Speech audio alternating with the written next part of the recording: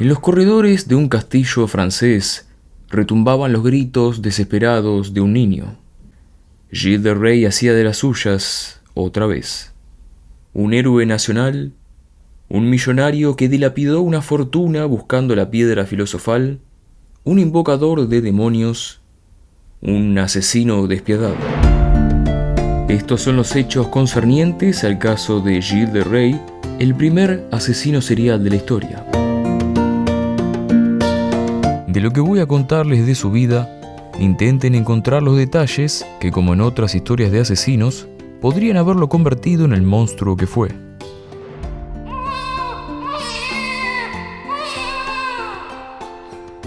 Gilles de Rey nació en 1404, como dice una canción, bajo un signo malo. Signado por la tragedia, quedó huérfano a los 11 años. Su madre sufrió un destino incierto. Su padre cayó de un caballo sobre los colmillos de un jabalí furioso. En su lecho de muerte, Guy de Rey, padre de Gilles, escribió un testamento para dejar la tenencia de sus 2 hijos a cualquier pariente, menos al abuelo materno de los niños, con quien terminaron de todos modos.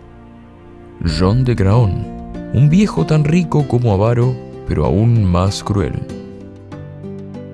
Para darles una idea, siendo ya uno de los hombres más acaudalados de Francia, obligó a Gilles a ayudarlo a secuestrar a 2 jovencitas de una importante familia para cobrar rescate. A los 3 soldados que llegaron a rescatarlas, los arrojó en su oubliette, un pozo profundo del que nadie puede escapar. Así también fue como le consiguió una esposa. Una noble heredera de vastas tierras y fortunas, Catherine de Thouars, una prima distante de nuestro protagonista, tenía tantos pretendientes que estos acampaban en las afueras de su castillo. Como en la familia de Rey, hacer la fila era para idiotas, el 30 de noviembre de 1420, Gilles secuestró a Catherine. A la semana ya estaban casados. Así crió a su nieto, enseñándole que la familia de Rey estaba más allá de cualquier ley. Si no podía comprarse, lo tomaban por la fuerza.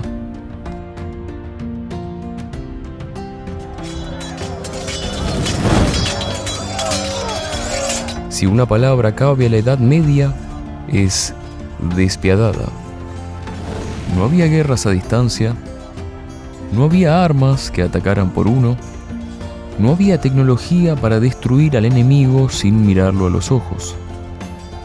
Los humanos luchaban cuerpo a cuerpo, cortándose, aplastándose, atravesándose con trozos de metal afilado, sintiendo el peso del enemigo muerto exhalando el último respiro en el propio oído. En este mundo, Gilles de Rey hizo una carrera militar brillante, guiado por la cualidad que lo hacía destacar: su brutalidad. Comandó al ejército francés bajo órdenes del rey. Luchó codo a codo con Santa Juana de Arco contra los ingleses. Estuvo ahí cuando ella liberó la ciudad de Orleans y estuvo ahí al otro lado del río cuando los ingleses la quemaron viva. Y aún así marchó a la victoria. Llegó a obtener el título militar más alto de su patria, Mariscal de Francia. Había visto la gloria de la libertad y los horrores de la guerra. Una vida que hubiese alcanzado y hubiese sido más que suficiente para imprimir su nombre en los libros de historia. Sin embargo, todo lo que sube tiene que bajar.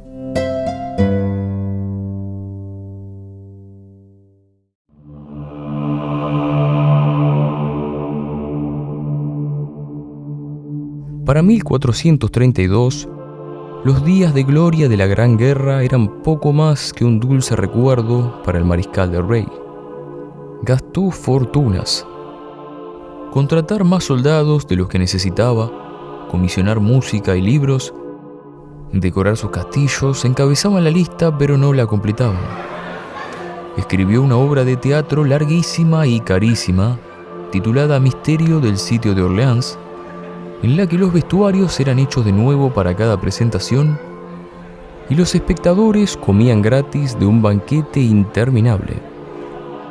La familia de Rey le pidió al rey Carlos VII, su propio amigo, que le prohibiera seguir vendiendo tierras para pagar sus deudas, así que este cedió las tierras del mariscal a John V, duque de Bretaña. Gilles de Rey siguió pidiendo dinero prestado usando su colección de ropas, pinturas y manuscritos como garantía. Ese mismo año, su abuelo, un caballero real, John de Craon, falleció, dejando su espada a su otro nieto. En respuesta, quizá previendo lo que se venía, Gilles construyó una capilla enorme por el bien de su alma. Las finanzas del mariscal estaban en rápido colapso, pero él tenía una respuesta: el arte del alquimista.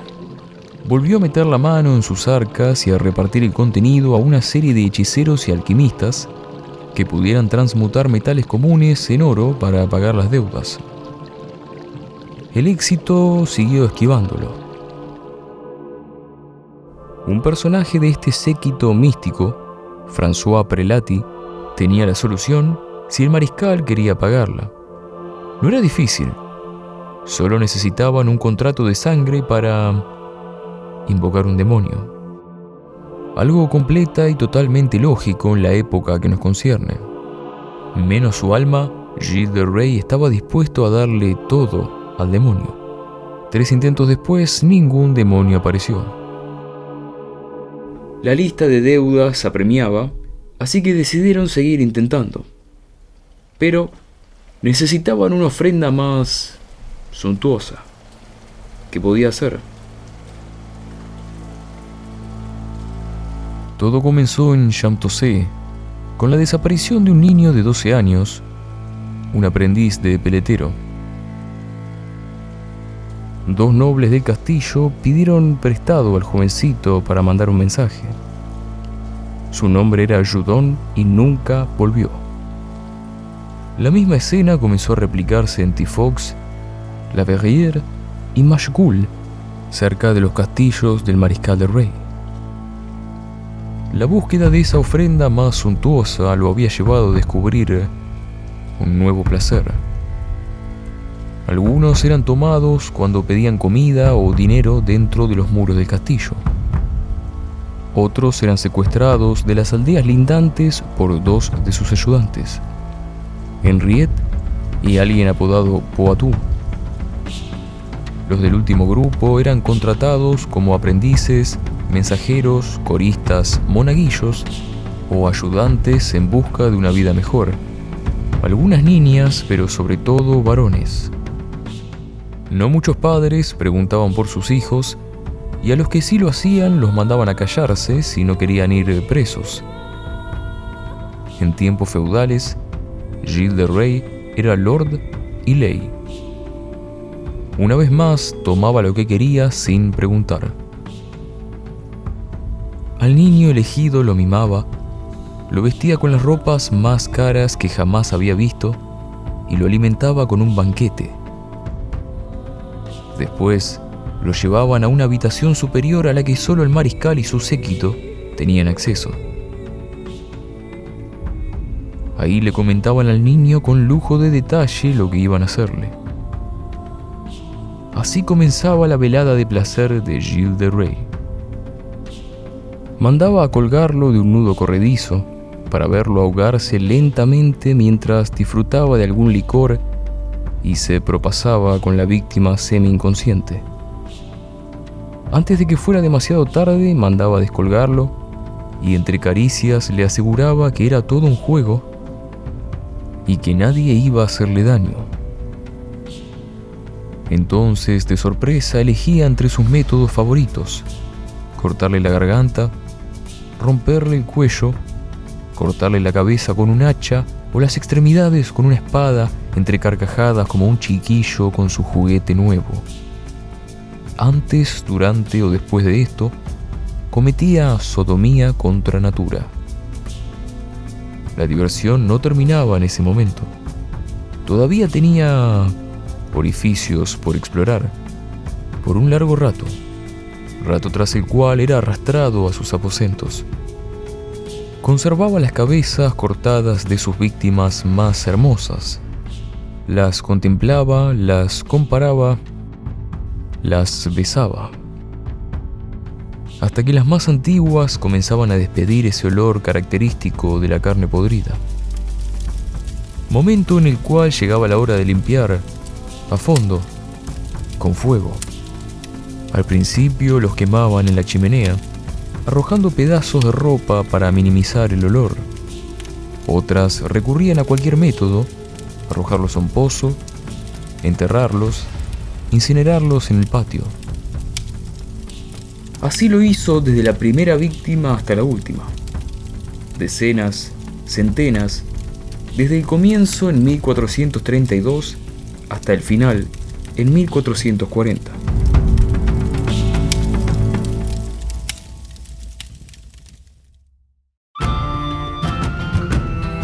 Como otros grandes criminales de la historia, Gilles de Rais cayó ante la ley por algo que nada tenía que ver con sus peores crímenes.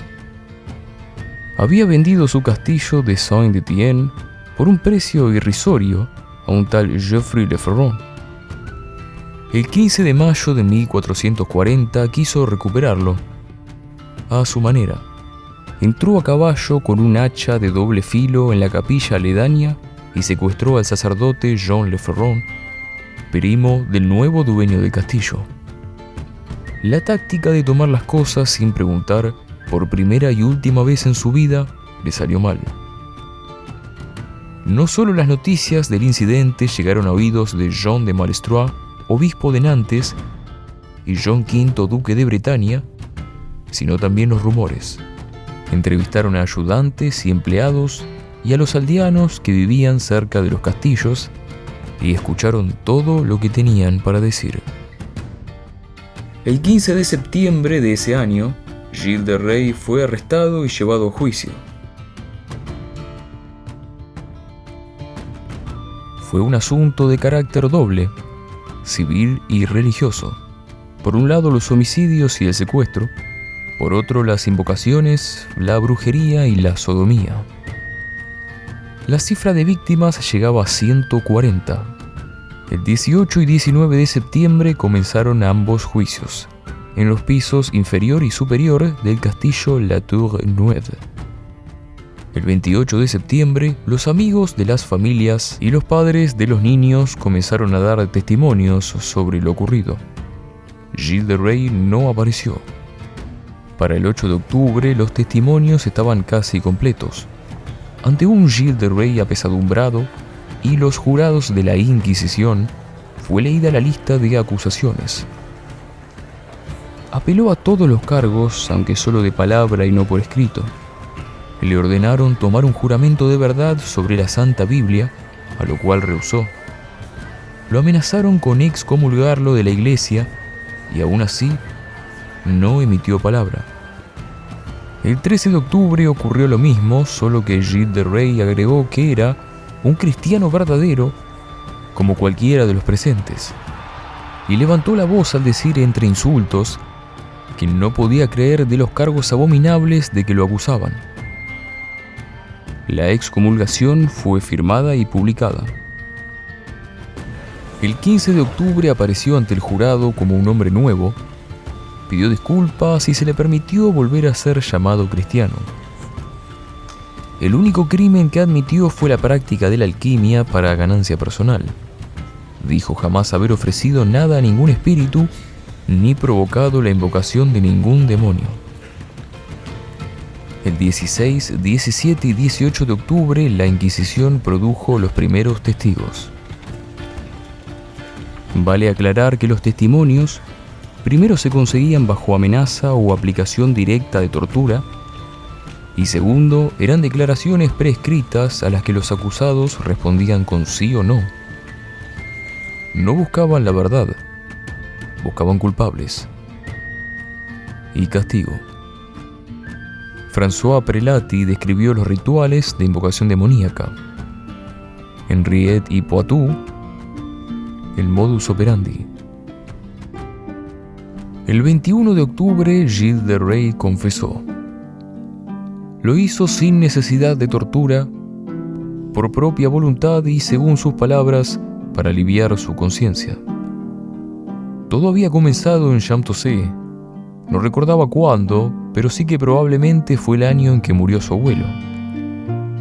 La descripción de los crímenes fue atroz.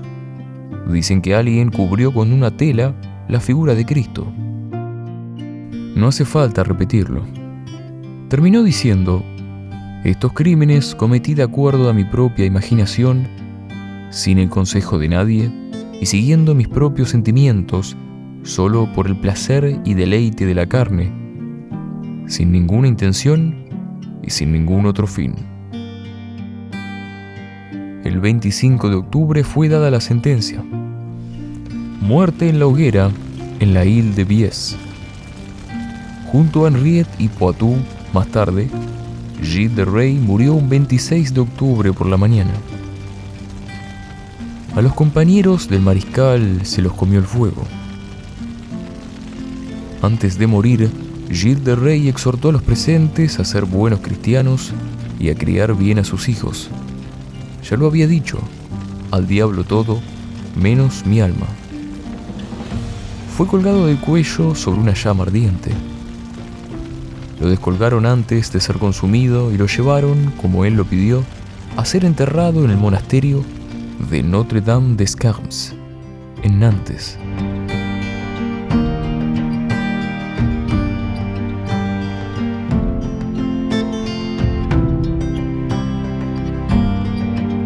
Como toda tumba vieja, revolverla trae mal olor. La de Gilles de Rais no es la excepción. Fue enterrado en un monasterio, pero ya nadie sabe si en esa tumba yace un monstruo o un hombre inocente. Muchos de los testimonios eran de segunda mano y por tanto incongruentes entre sí. No encontraron ni un hueso ni una calavera en ninguna propiedad, algo peculiar teniendo en cuenta que un fuego de chimenea no alcanza para reducir un cuerpo a cenizas. En los años previos al juicio, John V, duque de Bretaña, había estado comprando a través de terceros por cuestiones legales las tierras de Rais, con la posibilidad sí de poder recuperarlas dentro de los 6 años, algo que al duque no le convenía. A John de Malestroit, obispo de Nantes, y a John V, duque de Bretaña, miembros del jurado, iban a ir las tierras del mariscal en caso de que éste muriese. ¿Quién sabe? Quizá fue culpable, quizá inocente, o quizá fue, como dijo un viejo sabio, un poquito de esto, un poquito de aquello. Después de su muerte, la identidad del mariscal se partió en dos.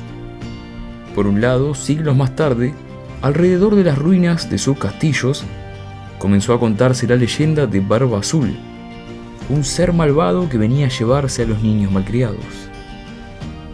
Por otro, su hija Marie construyó en su memoria un altar santo, un monumento de piedra para el gran héroe nacional, el mariscal de Francia. Estos fueron los hechos concernientes al caso de Gilles de Rais, el primer asesino serial de la historia. Hasta la próxima.